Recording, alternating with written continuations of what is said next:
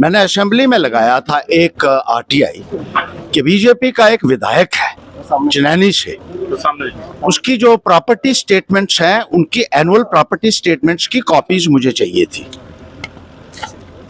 उस विधायक ने असेंबली को कहा कि मेरी एनुअल रिटर्न्स आरटीआई के जवाब में नहीं दी जाए। क्यों नहीं दी जा रही हैं? कानून के साथ खिलवाड़ कैसे किया जा रहा है और उसको शेल्टर दिया जा रहा है, उस बीजेपी के विधायक को शेल्टर दिया जा रहा है।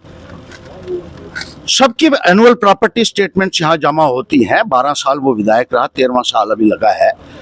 और हमारी प्रॉपर्टी स्टेटमेंट्स असेंबली सेक्रेटेरिएट ने रिलीज की थी। हमने कहा दे दो, जो चाहता है उसको दे दो, उसको पता चले कि कितनी प्रॉपर्टी है। अब किस लेकिन कर रहे जो चनैनी से एमएलए है उसकी हमने मांगी थी, उसने कहा मैं अपनी प्रॉपर्टी स्टेटमेंट्स किसी को नहीं दिखाऊंगा।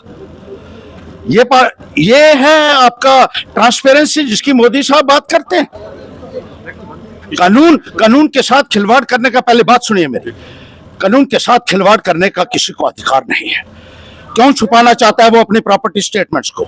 और इसी जब बीजेपी में गए तो इनको कानून से ऊपर हो गए ये लोग। और इसी तरीके से उस विधायक के खिलाफ 32 केस रजिस्टर्ड थे उधमपुर में, 7-8 FIRs लगी हुई थी।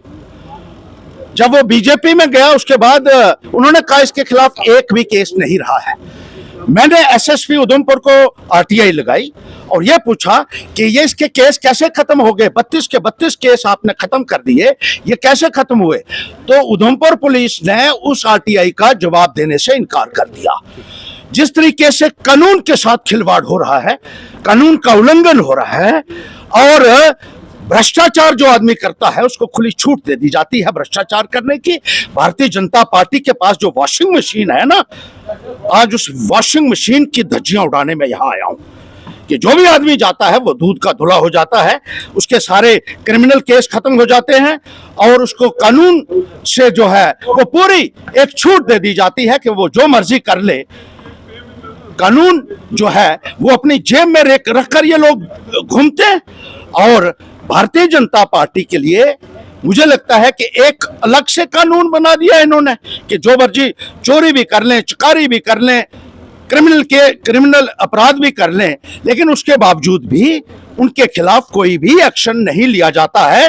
ये कौन सा कानून मोदी जी आपने बनाया है, भारतीय जनता पार्टी ने बनाया है अपने लोगों के लिए कि वो कानून से ऊपर आपने कर दिए हैं? ये ना काबिले बर्दाश्त है।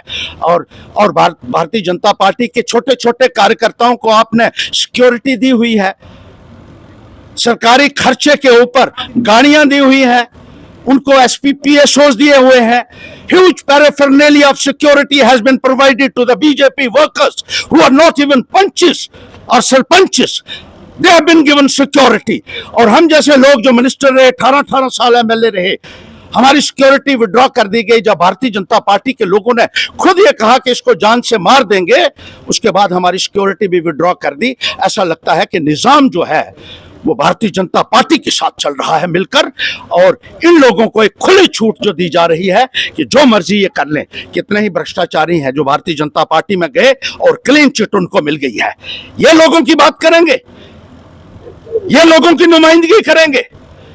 बीजेपी के कुछ और MLA भी हैं जिनकी प्रॉपर्टी स्टेटमेंट हमने मांगी थी और वो दे दी गई, लेकिन एक MLA कहता है कि मेरी प्रॉपर्टी स्टेटमेंट किसी को नहीं देनी है।